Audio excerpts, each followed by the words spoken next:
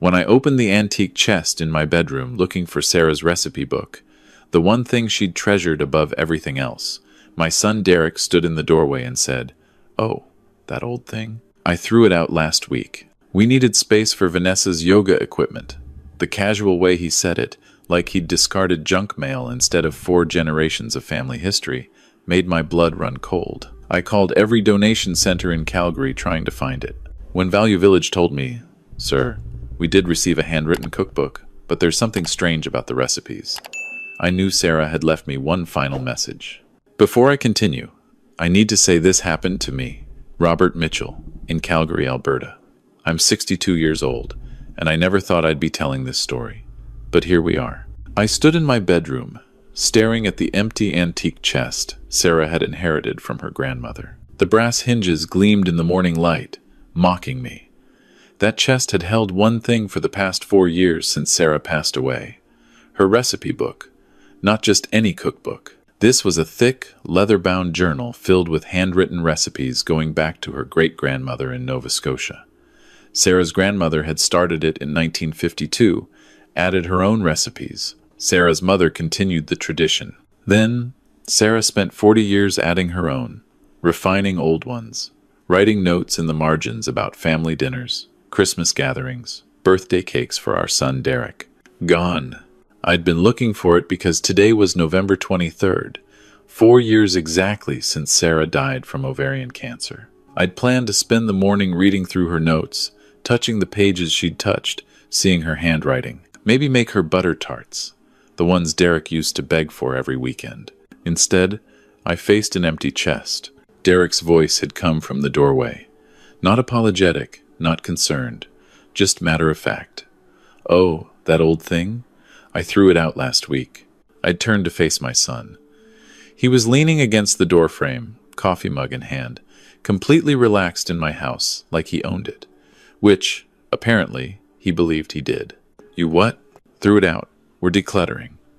Vanessa's been watching Marie Kondo. The house was full of your old junk, Dad. We needed to make space." My son. My own son. The boy Sarah had carried for 9 months, nursed through colic, stayed up with during teenage heartbreaks.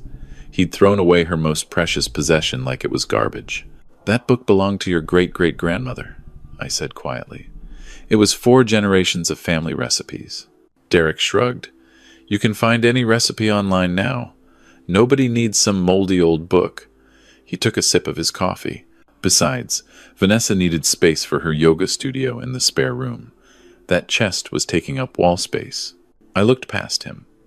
Down the hall, I could see Vanessa's yoga mat spread across the floor of what used to be Sarah's craft room.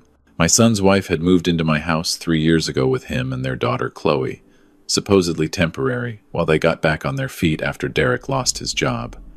3 years later, they were still here, not paying rent, not contributing to groceries or utilities, just slowly taking over every room, every space, every memory. "Where did you throw it?" I managed to ask. "Donation bin at Value Village on 17th Avenue. 2 days ago." I didn't wait for more. I grabbed my truck keys from the dresser, pushed past Derek in the hallway. Behind me, I heard him call out, "Dad, seriously, it's just a book. You're overreacting." I drove to Value Village with my hands tight on the steering wheel. The November sky hung gray and heavy over Calgary, threatening snow. The Bow River beside Memorial Drive looked cold and dark. I'd driven this route 1,000 times with Sarah. She'd loved going to Value Village, hunting for treasures, finding old cookbooks to add to her collection. The donation center sat behind the main store. I parked and practically ran inside. A young woman with purple hair stood behind the counter. "Can I help you?" "My son donated a leather-bound recipe book here 2 days ago. Handwritten. I need it back." She frowned. "Sir, once items are donated, they go into our inventory system. Please. It's a family heirloom. My late wife's recipes going back 4 generations." Something in my voice must have reached her. She typed on her computer. "Handwritten cookbook. Let me check." More typing. "We did receive something like that. It's been tagged for specialty pricing because of the vintage nature." "Can I buy it back?" "You'd need to purchase it from the floor." It should be in the collectibles section. She paused. But sir, when our pricing specialist was examining it, she noticed something odd about some of the recipes. Odd how? The measurements don't make sense. Like, one recipe calls for 174 grams of flour, 423 milliliters of milk. Very specific, unusual numbers. She looked at me curiously. She thought maybe it was some kind of code. My heart started pounding. Sarah had been a nurse for 35 years. Precise, methodical, always thinking ahead. If she'd hidden something in those recipes... Can I see it? Please? She disappeared into the back. Returned 5 minutes later carrying Sarah's book, wrapped in protective plastic. My hands shook as I took it. The leather was worn smooth from decades of use. Sarah's name embossed on the front in gold lettering that had faded to a dull bronze. I opened it carefully. There, on the first page, in Sarah's handwriting, for Robert, when you need it most. Follow the recipe for Nova Scotia oatcakes. All the measurements matter. I love you always. S. Nova Scotia oatcakes. That was the first recipe her great-grandmother had written in 1952. I flipped to page 7, found it. The ingredients were listed in Sarah's precise handwriting, but the measurements were bizarre. 174 grams oats, 423 milliliters buttermilk, 1,127 grams brown sugar. Numbers, not measurements. Sarah was giving me numbers. How much for the book? I asked. It's tagged at $75 because of the vintage nature and the leather binding. I pulled out my wallet, handed her my credit card. I'll take it. She rang it up, bagged it carefully. I drove home holding that bag like it contained diamonds. At home, Derek and Vanessa were in the kitchen.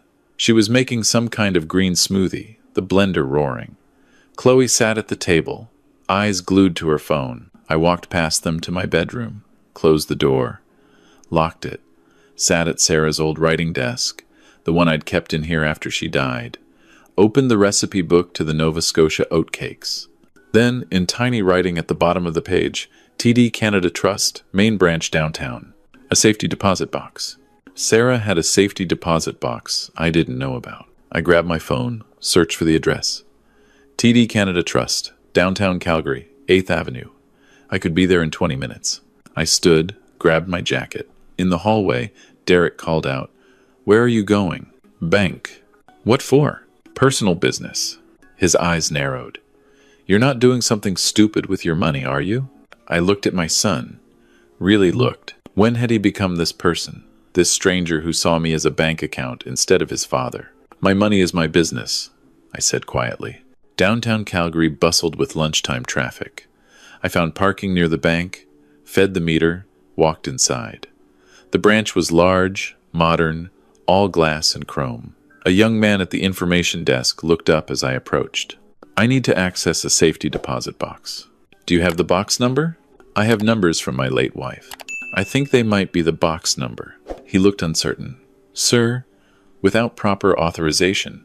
My wife passed away 4 years ago. Her name was Sarah Mitchell. I'm Robert Mitchell, her husband. I have her death certificate in my truck if you need it. Let me get a manager." 10 minutes later, I sat across from Christine Larson, branch manager, a woman in her 40s with kind eyes.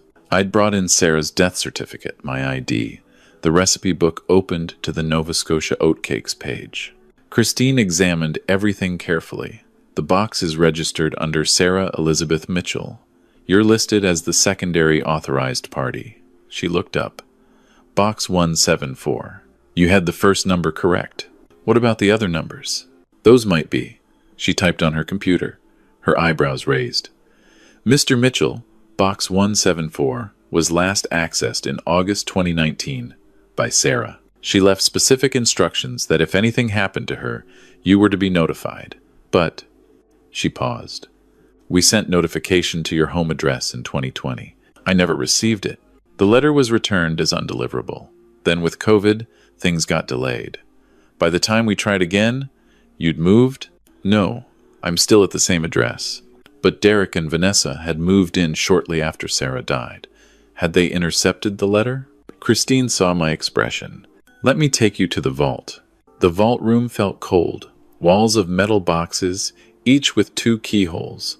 Christine used her key and the box number to slide out a long metal container. She handed it to me, surprisingly heavy, and led me to a private room. Take all the time you need, she said gently.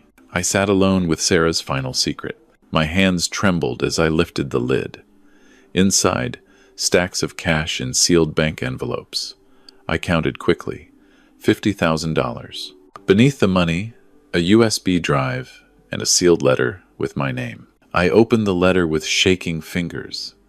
Sarah's handwriting, that familiar script I'd seen on grocery lists and love notes for 40 years. My dearest Robert, if you're reading this, I'm gone, and I hope you found this before Derek did. I'm writing this in August 2019, 3 months after my diagnosis. The doctors say I have a year, maybe 2, if the treatment works.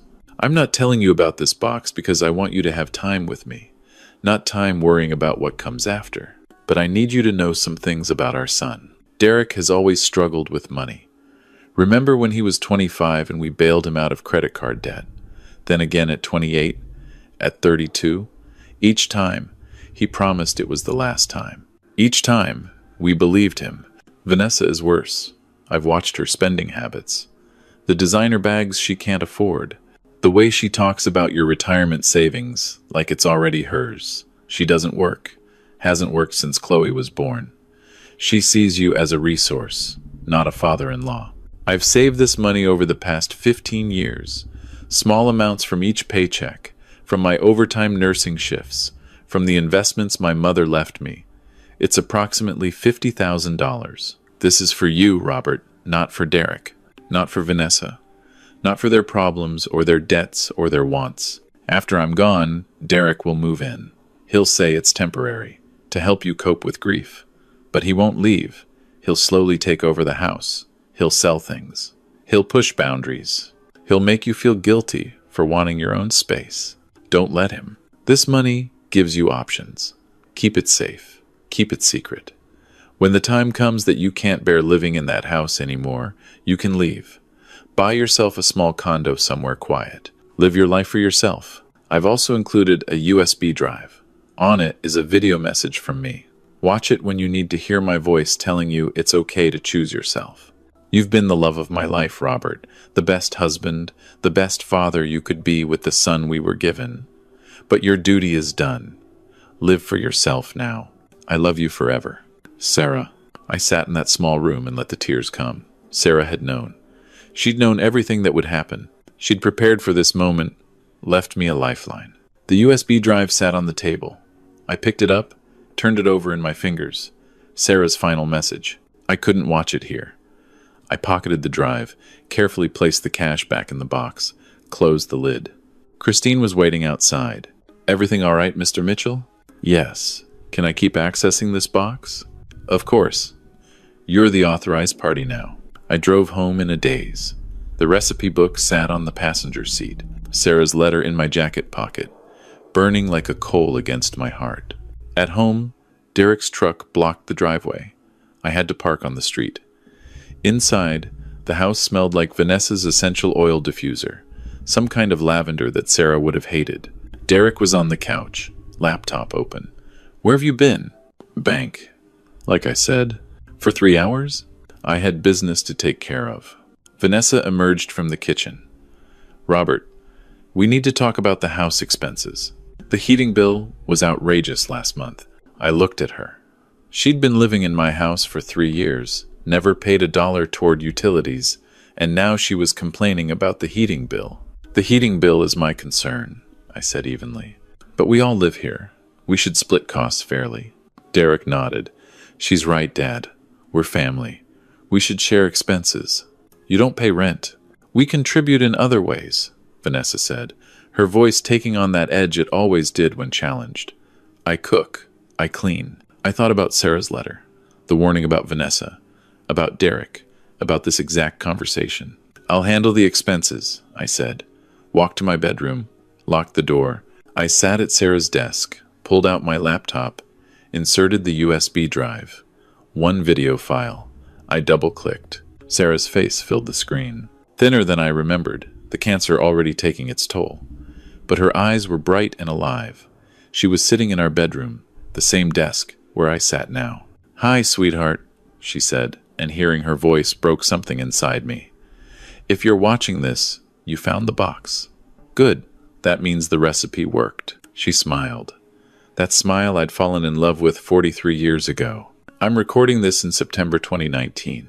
I don't have much time left, and I need to tell you things I can't say while I'm alive because you'll argue with me. You'll say I'm wrong about Derek. But Robert, I'm not wrong. Our son is broken in ways we can't fix. We tried. God knows we tried. But some people don't want to be fixed. They want to be enabled. And Vanessa enables all his worst instincts. After I'm gone, stand up for yourself. You've spent 40 years putting me first, then putting Derek first. Now it's time to put Robert first. That money is your freedom fund. Use it. Don't feel guilty. You earned it through all those years of working 2 jobs to pay for Derek's college, for his wedding, for bailing him out again and again. I love you, Robert Mitchell. Be strong. Be selfish. Live your life. The video ended. I sat in the darkness, tears streaming down my face, and felt Sarah's presence like she was standing right beside me. Over the next week, I started documenting everything. Sarah's methodical nursing training had rubbed off on me during 40 years of marriage. I kept a detailed journal. November 24th. Derek blocked driveway again. I had to park 3 houses down. Photographed his truck placement. November 25th. Vanessa used my credit card, she'd taken it from my wallet, to order $347 of yoga equipment online. Photographed the delivery boxes. November 27th. Found my tool chest in the garage had been raided. Derek sold my vintage hand planes on Kijiji without asking. Confirmed by checking his Kijiji account. He left his laptop open. November 28th. Attempted to watch TV in living room. Vanessa said they were having family time and I should go to my bedroom. Chloe smirked. Each incident documented, photographed, time-stamped. On December 1st, I called Wilson & Associates, a family law firm in Calgary. Spoke with Patricia Wilson, a lawyer specializing in elder rights and tenancy issues. Her office was in a building downtown, 20th floor, views of the mountains to the west. Patricia was maybe 50, sharp eyes, no-nonsense demeanor. "Tell me everything," she said. I did. The whole story. Sarah's death. Derek moving in temporarily. 3 years of occupation without rent. The recipe book thrown away. The safety deposit box. The increasing hostility. Patricia listened, made notes, asked pointed questions. "Mr. Mitchell, under Alberta's Residential Tenancies Act, your son and his family are tenants.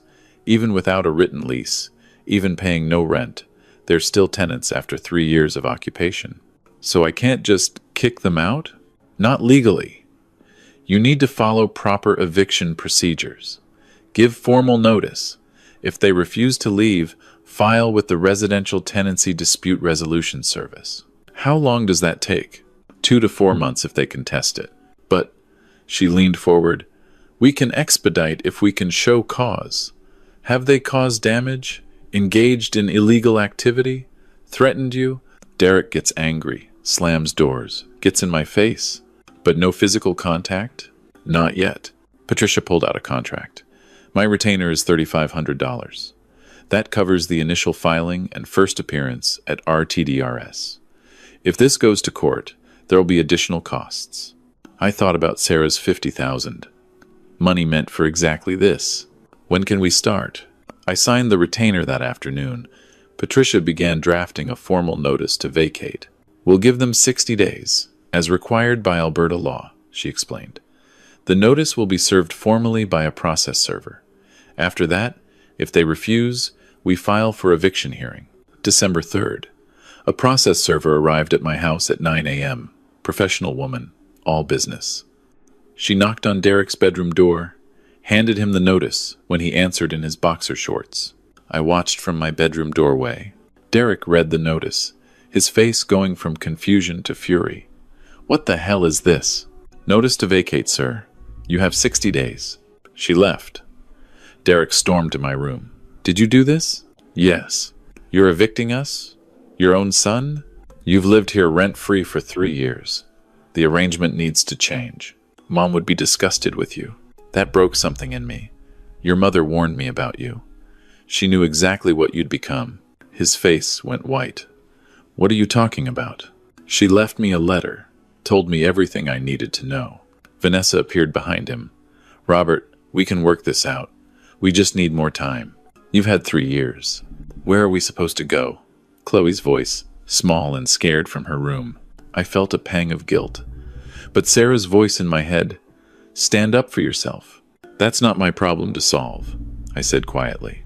Over the next weeks, the atmosphere became toxic. Derek stopped speaking to me entirely. Vanessa made pointed comments about cruel fathers and abandoning family. Chloe put on sad expressions whenever I walked by, but I'd installed security cameras, small ones, hidden in the living room and kitchen, connected to my phone. I watched everything. December 15th, 3:22 p.m. Derek on the phone. Yeah, we're not leaving. He can't make us. We'll drag this out for months. By then, he'll give up. December 18th, 7:45 p.m. Vanessa to Derek. We should just forge his signature on a power of attorney. He's getting senile. We could get him declared incompetent. December 20th, 11:33 a.m. Derek. Rage-filled. I should just push the old man down the stairs. Make it look like an accident. I saved every clip. Sent them to Patricia. Her email response. This changes everything. File immediately for emergency protection order based on threats. December 22nd.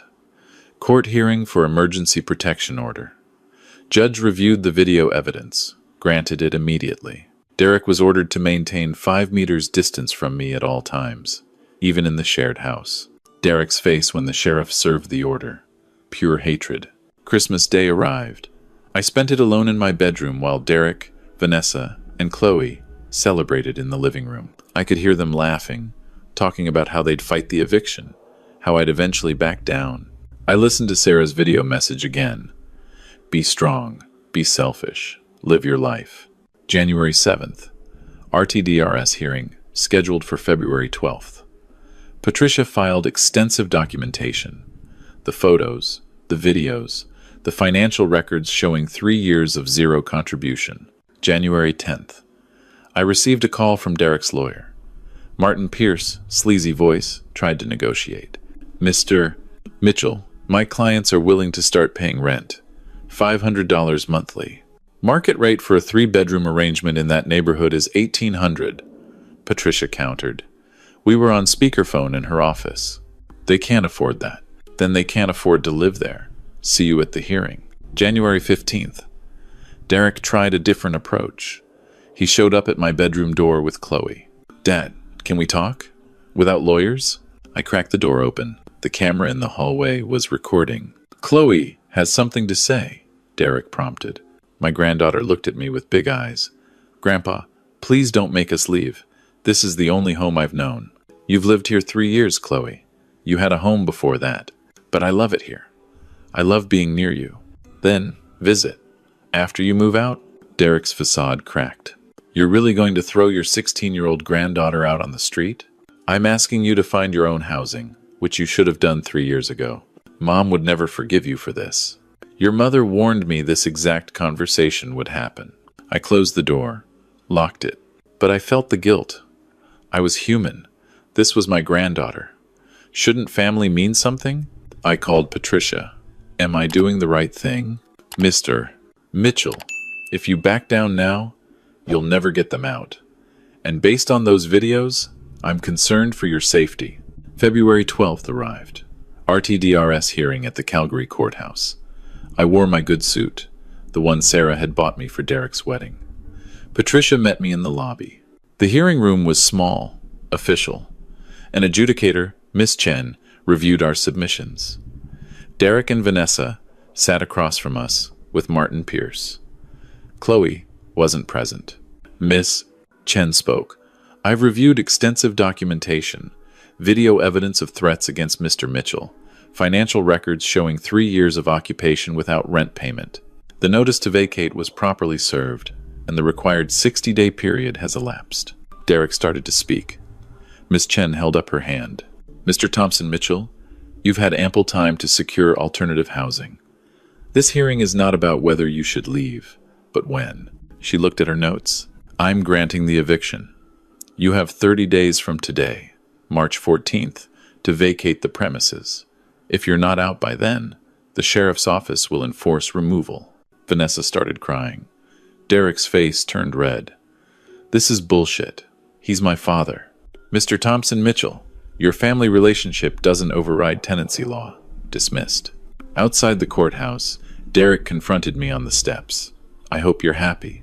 I'm not happy, but I'm done being taken advantage of. We're your family. Family doesn't threaten to push people downstairs. His eyes widened. You recorded that? I recorded everything. Patricia touched my arm.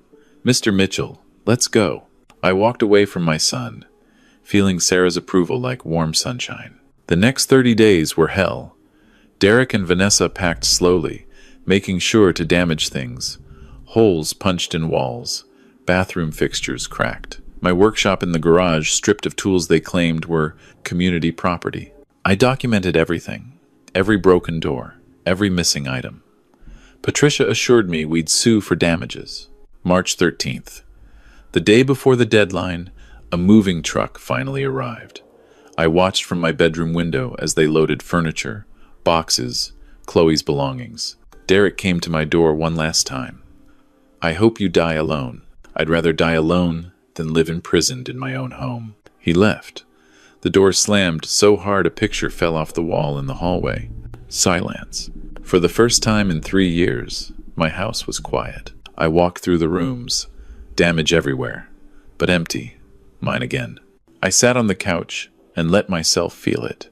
Relief, grief, freedom, exhaustion. Then I called Patricia. What now? Now you decide what you want to do with your life, Mr. Mitchell.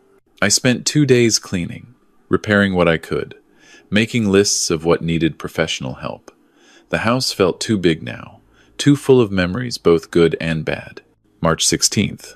I contacted a realtor, Melissa Chang, young and energetic, specialized in Calgary's northwest communities. I want to sell, I told her. May I ask why? Too many ghosts. She understood. Let's get you a fresh start. The house listed at $565,000.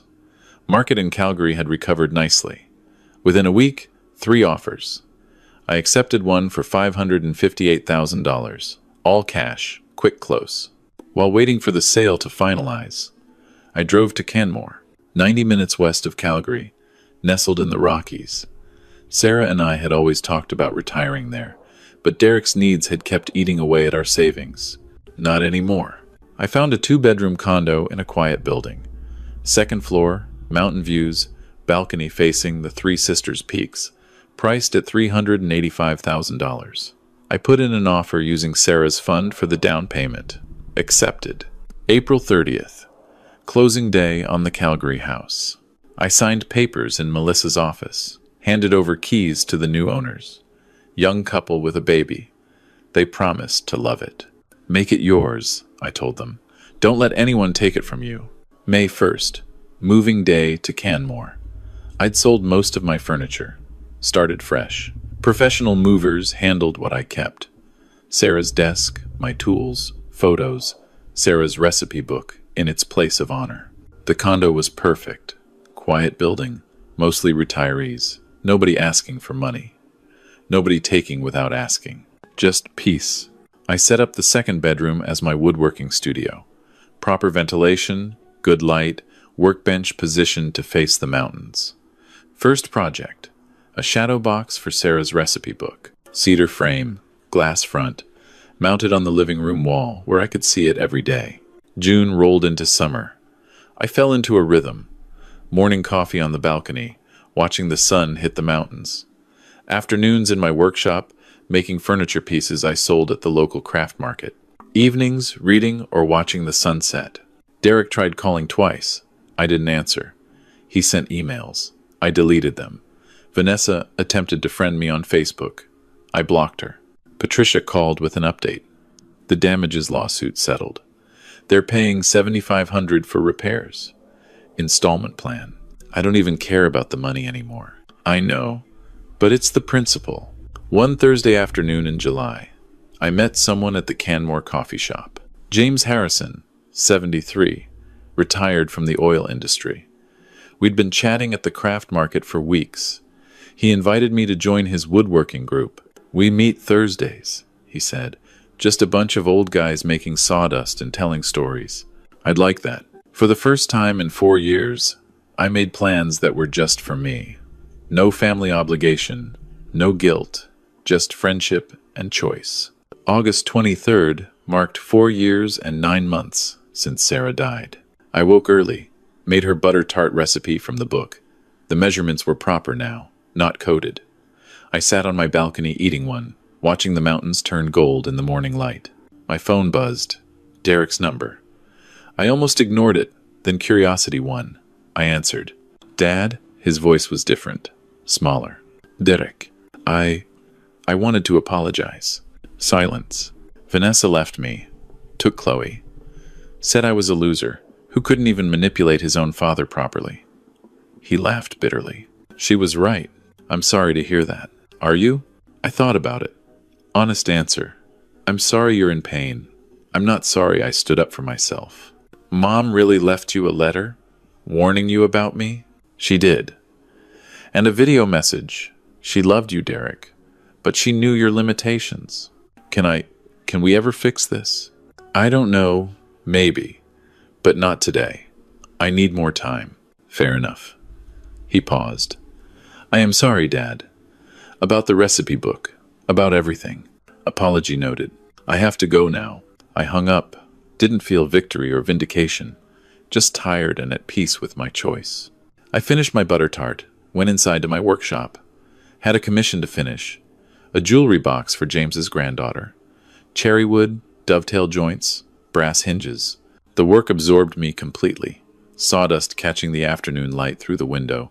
My hands steady and sure. That evening, I stood on my balcony watching the sunset paint the three sisters' peaks in shades of orange and pink. Sarah's recipe book glowed softly through the window behind me, visible in its cedar shadow box, the handwriting of 4 generations of strong women preserved forever. I touched my chest, where I sometimes still felt the weight of Sarah's presence, and smiled. Not a sad smile, a peaceful one. I did it, Sarah, I whispered to the mountains. I chose myself. Thank you for showing me how. The peaks stood silent and strong, eternal witnesses. Tomorrow I'd wake up and choose myself again. And the day after that, and the day after that. That was the inheritance Sarah had really left me. Not $50,000, not recipes or video messages, but permission to live for Robert Mitchell, to respect myself enough to demand respect from others, to understand that love without boundaries is just enabling harm. I went inside, closed the balcony door against the cooling mountain evening, and sat down to watch a movie I'd chosen, eating food I'd cooked, in a home that was solely, completely, peacefully mine. And it was enough. It was more than enough. It was everything. If you like this story, please like this video, subscribe to the channel, and share your thoughts in the comments. Tell me where you're watching from and what time it is. To listen to the next story, click the video that appears on your screen. Thank you for watching.